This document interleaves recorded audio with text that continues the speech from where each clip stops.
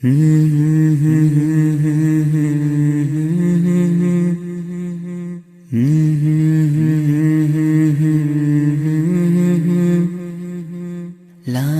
la la la la la Kannari na. Good morning, my dear students. Welcome for to the online class. So today we are going to discuss about in the history third lesson the impact of British rule in India.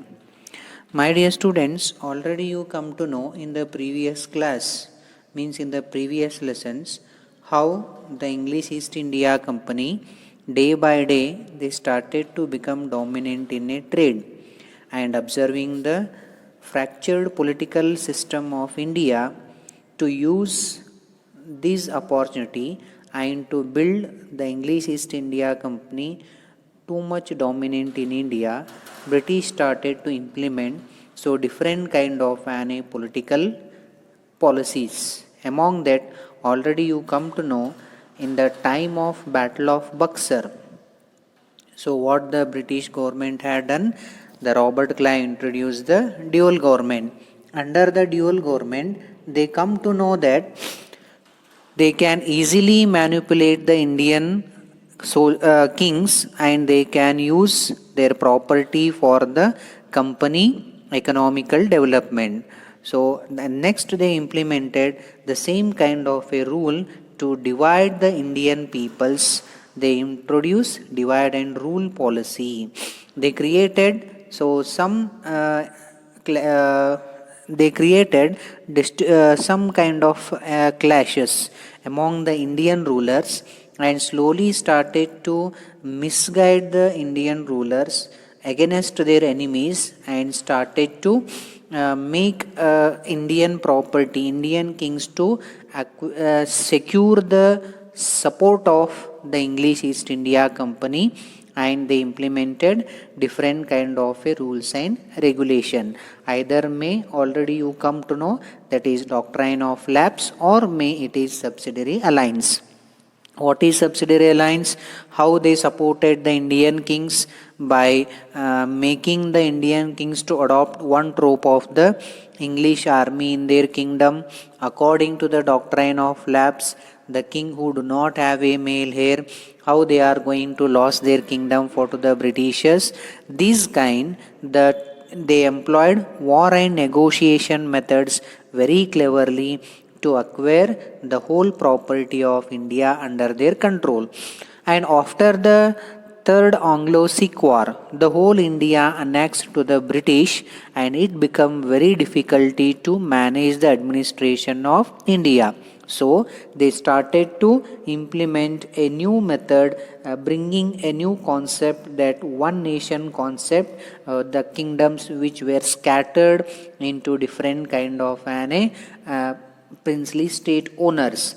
So to make them unite and to follow the rule which implemented by the British government, entire the Indian people they started to create one nation concept and they started to bring the changes in administrative political structure, education, judiciary, land tax, trade and agriculture activities also. They brought a new structure to India, implementing all these measures. They never forget to protect their financial interest because the intention of the English East India Company either to acquire the property of India, either to develop their English East India Company only for the profit base. So due to that, what they have done, they started to make experiment on Indian country people using them for manipulating them for their own personal interest or benefit. And now we are going to study about the civil services. I told you when the whole India annexed into the rule of English East India Company, the company started to use the Indian property for their personal benefit. Whoever the employees working under the English East India Company, they started to manipulate here Indians also as well as the England government, because English East India Company took permission from the British Queen and they started to administrate the whole India under their control. Due to that, what happened? Many employees who were working in English East India Company, they become more rich than the native peoples in England. So this objection was raised in the England Parliament. Due to that, what happened? The 1773, the government of England implemented Regulating Act in India.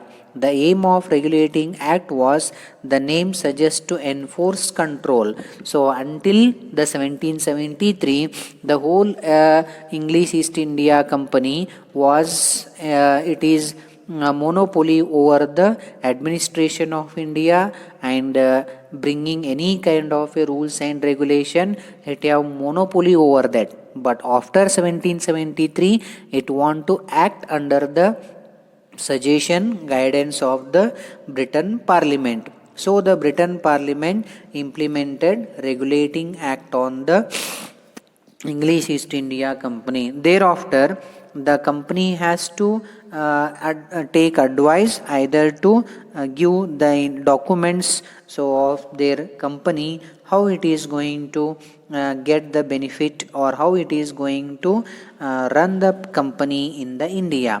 So due to that, what happened? The Lord Cornwallis in 1800 established the Fort William College in Calcutta for the benefit of people, using them to join for the civil service.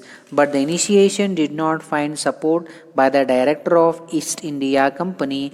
As a result, all the appointments till 1853 were done by the directors. From 1853 onwards, the appointments were started to conduct on the civil service, conducting examination through competitions. This did not benefit Indians much. Why? Because the British started to manipulate, exploit the Indian people, even though clearing the competitive exams. They said that through the Governor General Lord Cornwallis, he gave the statement, all the native of Hindustan are completely corrupt. As a result, only lower grade is given only for to the Indians. Higher grade were promoted or appointed only for to the England people. Like this, what happened? The first time civil service examination started to conduct in administrating the India during the time of a British rule.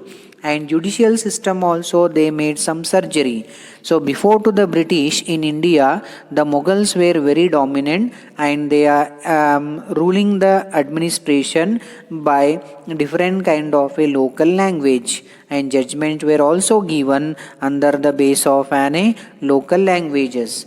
So due to that, what happened? The dual government concept made the Britishers that any condition, whatever they are implementing the judicial matter in India, the peoples are going to follow. So due to that, they implemented two court system according to the plan of 1772. Two types of a court was established. One is Diwani Adalat as a civil court, and a Fauzdari Adalat as a criminal court. In this civil courts, Hindu were dispensed justice as per the Hindu script, and the Muslims as per the Shariat. Slowly, the British legal procedures were introduced in a criminal courts also. Civil courts matters were under the control of the European officers, where the criminal court were under the control of the Qazis. Like this, in a judicial matter, two court system was implemented by the British government, which are that one is Diwani Adalat, it is a civil court, and a Fauzdari Adalat is a criminal court. A Diwani Adalat is going to run by the European officers, making the magistrate as by the Europeans, but the Fauzdari Adalat is going to be conducted by the local officials. Either may they are a Kajis or maybe in a Hindu system, any kind of an officers like Kulkarni or maybe a Gowda is going to finalize the cases of an criminal codes. Next, during the time of Lord Cornwallis, he implemented another stable police system in India. He appointed the first time in India SP post. Here, SP means what? Superintendent of Police. He divided the district into many stations in 1793 and put every station under the Kotwal. Similarly, he put every village under the care of Chowkidar. Kotwal was made accountable for thefts, crimes, and other law violations at village level. Like this, the police system came under the control of the Britishers. The Severe Drought of 1770 led to the weak law and order situations. Hence, the entire political system was brought under the control of the British officer. The British appointed a magistrator upon the superintendent of police and the Kotwal and the Chowkidar. Means the major decision is going to come under the power of the magistrates. The police system underwent continuous changes after the Lord Cornwallis implementing Superintendent of Police post in India. The law is the base of good law and order of administration which implemented by the British on Indians. But Indians were not appointed for the post of officers in 1902. The Police Commission allowed the appointment of suitable qualified for the post of police officer. In spite of all these measures, the discrimination did not stop against with the Indians. It was continued under the police system also. The next one is military system. During the time of an English East India Company, I told you those soldiers were working under the Indian kings. When all the Indian kings surrendered for to the English East India Company, many soldiers become unemployed. Some good soldiers were taken to work under the English East India Company. For the betterment of English East India Company, they used the Indian soldiers for multi-purpose. They protect their supremacy by addressing the changes posed by outside as well as inside force with the help of the military. Means Indian soldiers has to go the overseas attack also, and also they were using in the time of internal attack of the Indian kings. Like this, multi-purpose the Indian sipais were using in the English East India Company military system. However, a Indian soldier or a sipai, he is a very talented in a war. He could not reach the rank of Subedar because the higher posts were reserved only for to the British, and only the lower coolie soldiers, means a day payable kind, the Indian soldiers were kept under the military system of the English East India Company. The British government accepted the recommendation of a Peel Commission in 1857.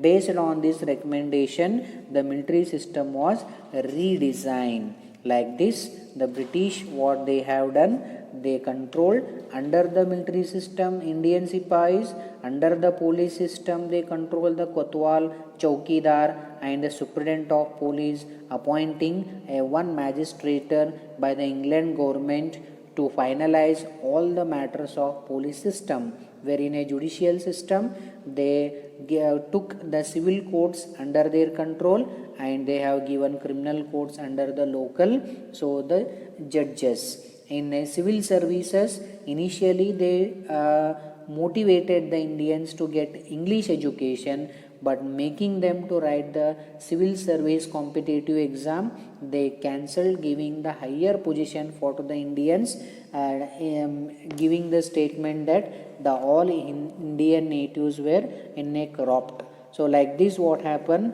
day by day in the bringing of one nation concept in a Indian administration, many changes in a administrative and judicial system the British government implemented on the Indians. So how the British English East India Company, with the support of an British government, the land tax policies were introduced in India. How that land tax policies manipulated and exploited the Indian farmers, and how the common farmer lost their property for to the English East India Company, and what were the constitutional development brought under the British government after day by day making one nation concept in India. That all we are going to discuss later in the next class. Until now what I have explained, so read once the textbook and collect the points, because some of the questions for your annual examination is going to ask on the internal source of the textbook. So if you have doubt regarding to the topic what I have explained today, so you can clarify your doubts questioning me in my WhatsApp group and take the solution. So keep watching the videos and prepare the notes. Goodbye.